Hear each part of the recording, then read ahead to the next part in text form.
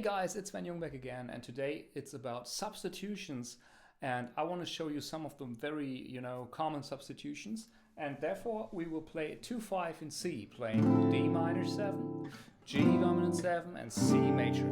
So, however, you can even play this with the very basic chords, and I will show you what you can substitute here. One general thing that you can always do is you can play the 2-5 in minor and let it resolve to major.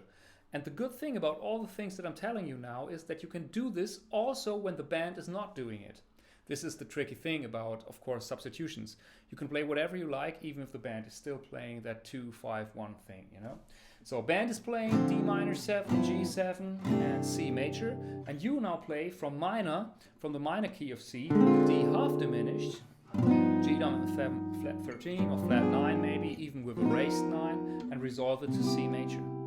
So if you compare that to the normal kind of playing where I'm basically arpeggiating D minor, G7 and C, that will sound like this. I will play the normal thing first with D minor, G dominant 7 and C. 3, 4. Sorry.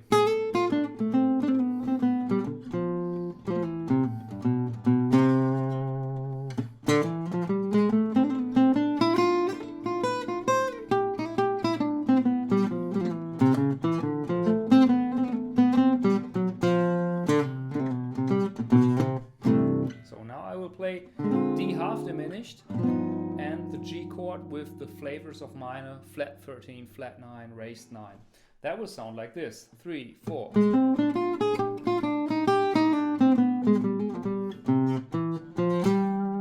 3, 4.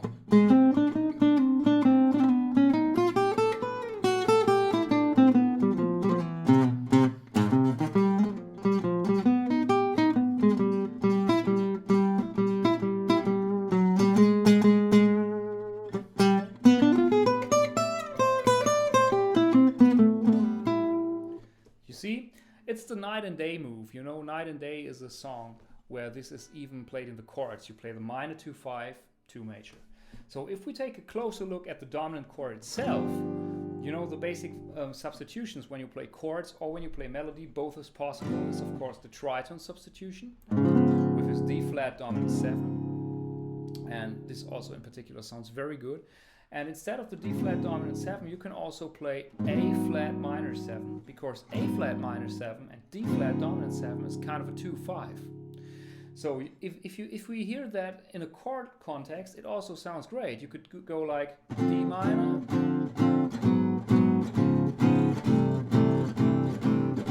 once more, A flat minor, D flat minor, and C.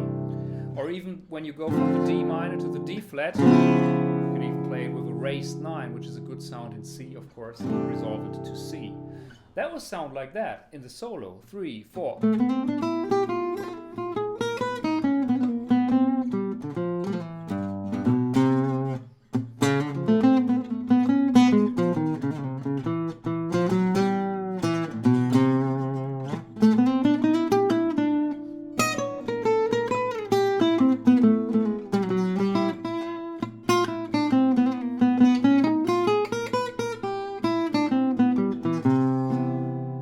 Would be D flat dominant 7, instead of G dominant 7. Another good option is F minor, because F minor, the F minor chord, has a very resolving, sound in the key of C. It's the 4th degree minor chord, which is very important for all kind of music, no matter if you look at, pop music, classical music. The Beatles used it a lot, every classical composer used it, and Django Reinhardt uses it also a lot. So instead of D minor, G and C, I think D minor, F minor and C. The advantage is, for example, that I can move the arpeggio just up the fretboard, and play the same lick twice. I will demonstrate that short. 1, 2, 3.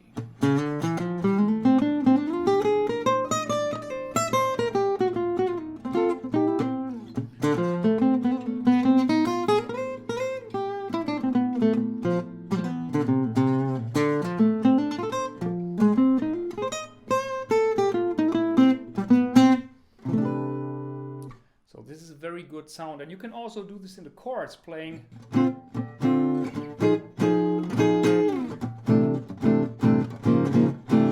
again, you can even do it if the band is not doing it. This is the good thing about it. So if we talk about substitution, what we can also do is like we can substitute the whole progression, the chord movement, instead of, you know, for example, playing the D half diminished that we had when we substituted the 2/5 with the minor 2/5 is, we can think in terms of A flat major and then going directly to C. Sounds great on a 2/5. The band is playing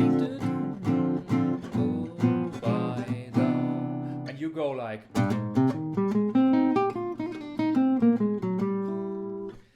Actually, this is not so different from the F minor chord, because F minor and A flat are very related to each other. For F minor is the minor parallel chord for, you know, A flat major. So these chords are very related. It's the same thing. But it's one way of thinking through it, and it sounds very good. You know, in comparison to the normal thing, let's say I play D minor, G, C, and then afterwards I play A flat major and C. It sounds like this.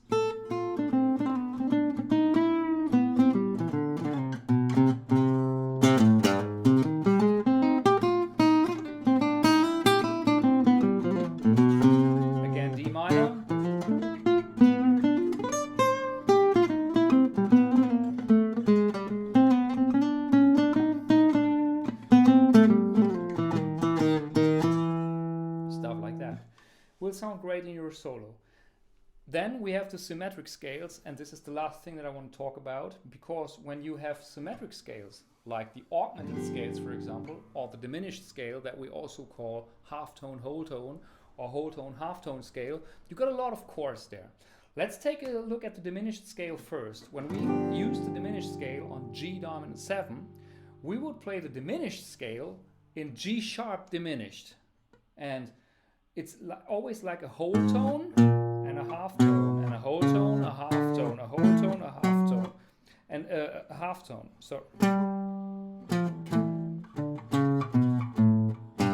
very difficult to play like that. Wait, I was confused. It's like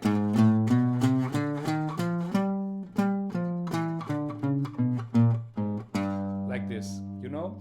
And the thing is, I never use it like this, like a scale. I always play it in chords. And I'm thinking, when I'm playing this scale, I'm thinking G dominant 7, B flat dominant 7, D flat dominant 7, and E dominant 7. And these four dominant chords can be arpeggiated to create the sound of the scale. Let me demonstrate you what I mean. So let's say we're playing 2/5.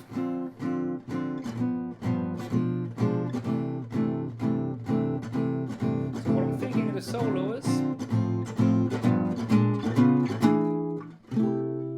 like this, or just I'm playing one of those chords, or that would sound like this: 3, 4.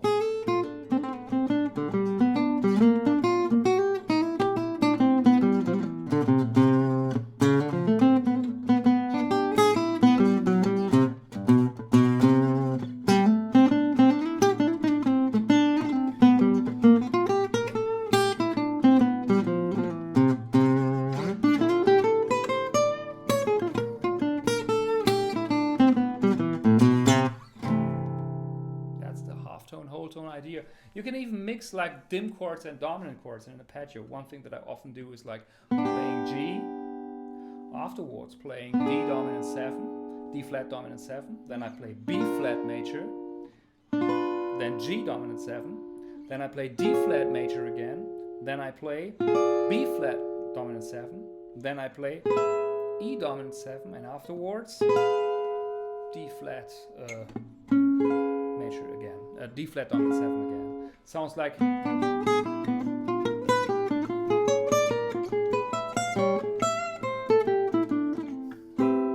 resolving to C.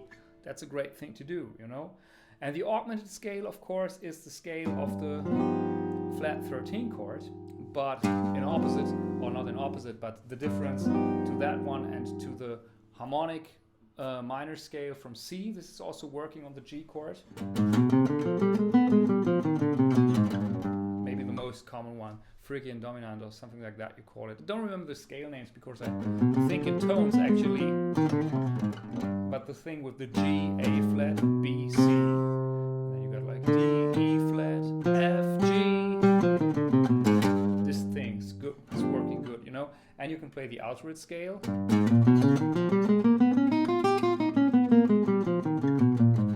which is from melodic minor. It's actually A flat melodic minor.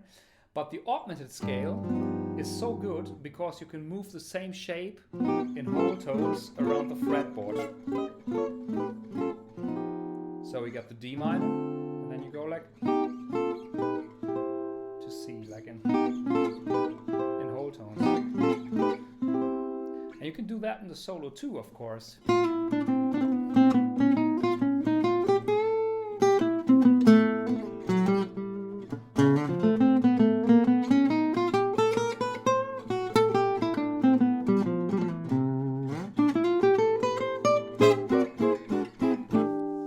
Like that, you know. So you see, there's a lot of opportunities that you have, and all of them sound pretty much like something completely different, even though you're doing the same thing. And there are even tunes where you can practice this in a very good way. For example, if you have a blues or a modal tune that's more or less staying on the same chord all the time, like So What? Instead of playing D minor all the time, you can try to substitute whole progressions. When you play D minor all the time, it's very difficult to keep form as a beginner, because as long as these 8-bar check in your head is not always ringing all the time, it's not always on the run all the time, you might get into trouble. But if you play, for example, like instead of playing D minor all the time, you could go like...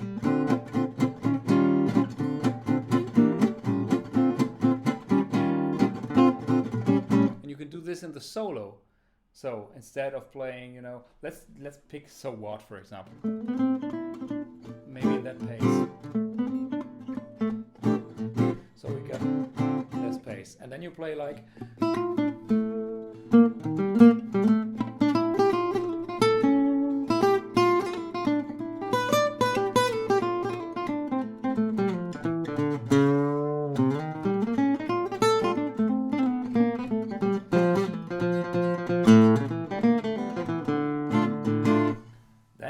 to follow the form, and it's a bit more interesting concerning the note names. What I did was I played D minor, then I played E flat dominant 7.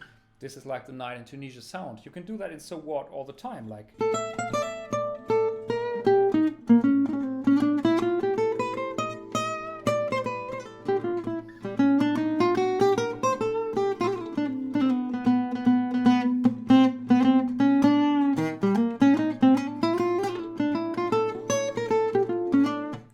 Sounds good, right?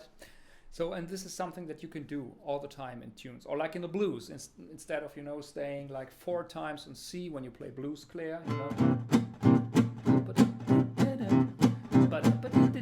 Then you got like the F chord, again the C chord, and then the 2-5. And what you can do is you play, for example, C7, then you play F dominant 7, then you play C7, and then you play C7 with a flat 13, but all in the scales.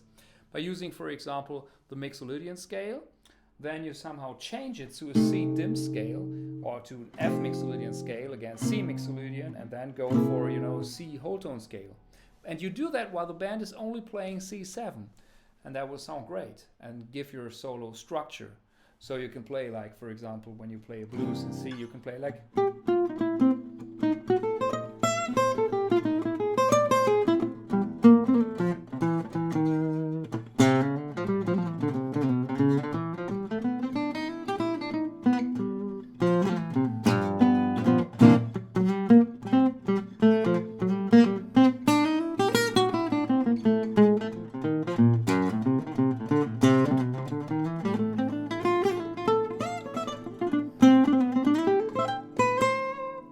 like that, you know, and then you got all of it together in a more gentle way. That was it for today. So it was just some ideas, you know, and I hope you could follow it's just, you know, for giving you some ideas what you can practice on, you know. Substitute the G chord through the D flat major with the F minor, substitute it with a 2-5 leading to minor, but then resolving it to major, substitute it by an A flat major 7 chord, you know, stuff like that. Use the whole tone, the halftone whole tone scale by using G7, B flat 7, D flat 7, and E flat 7 in arpeggios. Create little riffs. That's how you do it. So this was Sven Jungbeck for you. See you soon. Bye.